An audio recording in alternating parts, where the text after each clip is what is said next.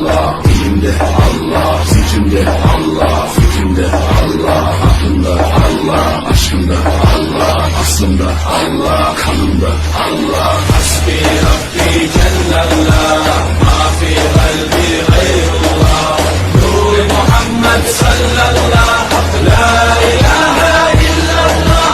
Hasbi Rabbi Cellallah, ma fi kalbi gayrullah, Nuri Muhammed sallallah, la ilahe illallah. Bu benden bir davet, nefse ikamet, hem de tek çare. Bu hayat imtihan, şeytandan intikam, sayısız iltifat.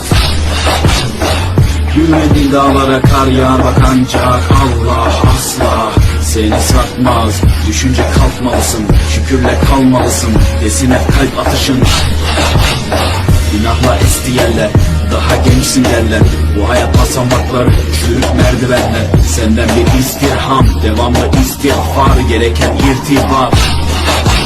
İşimde Allah, dilimde Allah, fikrimde Allah, fikrimde Allah, aklımda Allah, aşkımda Allah, aslımda Allah, kanımda Allah. Hasbi Rabbi Cellallah, ma fi kalbi gayrullah, Nuri Muhammed sallallah, la ilahe illallah. Hasbi Rabbi Cellallah, ma fi kalbi gayrullah, Nuri Muhammed sallallah, la ilahe illallah. Hasbi Rabbi Cellallah, ma fi kalbi gayrullah, Nuri Muhammed sallallah, la ilahe illallah.